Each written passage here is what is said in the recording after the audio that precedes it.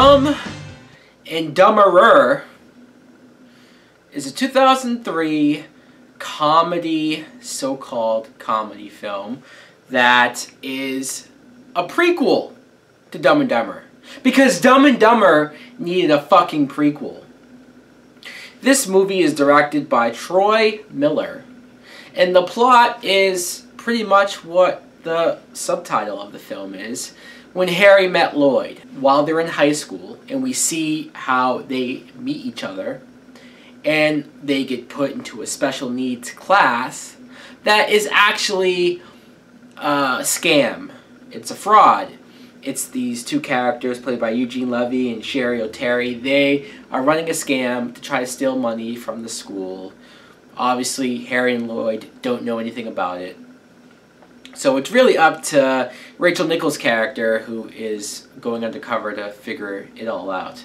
Now, my God, what do I think of this movie? I think it's painfully obvious that I hate this movie. I do. I hate everything about it. First of all, just the notion of Troy Miller, who helped write the screenplay for this film. So it's not only that he directed it, he helped write this. So he's going to take a lot of the blame in this review right now, because how dare he think that he can take a movie like Dumb and Dumber and do something with it. Whether it's a sequel or a prequel or a spin-off, whatever the fuck you want to do, turn this into a franchise. Dumb and Dumber didn't need any more movies.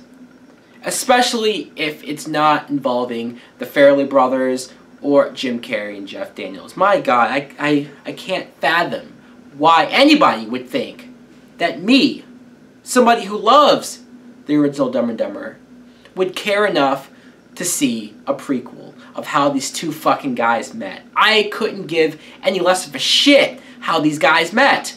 It's not important. And, okay, Eric Christian Olsen plays Lloyd Christmas. And I admit, he has a daunting task taking over this character from Jim Carrey. And he looks the part.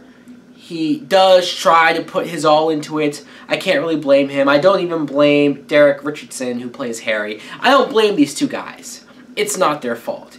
They took a job looking for a big break and just wanting to get their names out there. Fine, I won't blame them. A lot of it isn't their fault. It's the material. They don't have any good material to go off of.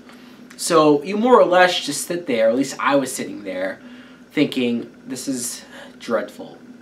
I haven't laughed once, at least at these two. I'm not saying I never laughed throughout the whole movie. There was two moments in an hour and a half that made me laugh.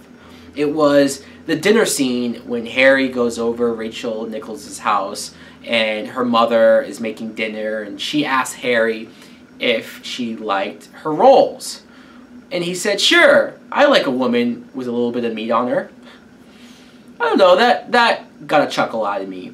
And then earlier Harry was in the bathroom and he tried to, I don't know, clean himself up or something, and he had a Hershey's chocolate bar in his back pocket, and it melted, so chocolate went all over the bathroom, and that wasn't funny, that was just really dumb.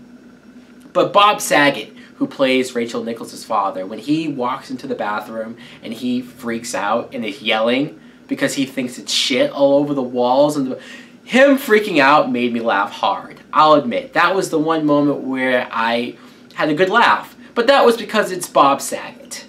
And his anger in that scene, his yelling, made it funny.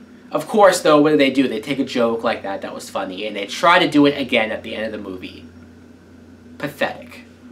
Rachel Nichols, like I said, she gets a good amount to do because she's really the only straight person in the film. She's the hot chick of the school. So there's that, and yes, she is very hot. In fact, I've seen this movie years ago. I barely remember it because watching it, I said, holy crap, Rachel Nichols is in this movie? I've seen her in other stuff since this. She's a good actress, so I do like her. I appreciate the fact that they gave her stuff to do. She had a hell of a lot more to do than Lauren Holly's character, I admit, from the first film. And Eugene Levy and Sherry O'Terry being these people at the school who are trying to steal money. I don't give a fuck about them trying to embezzle money and being frauds and blah blah blah. Who gives a fuck? That's not what I'm here to see.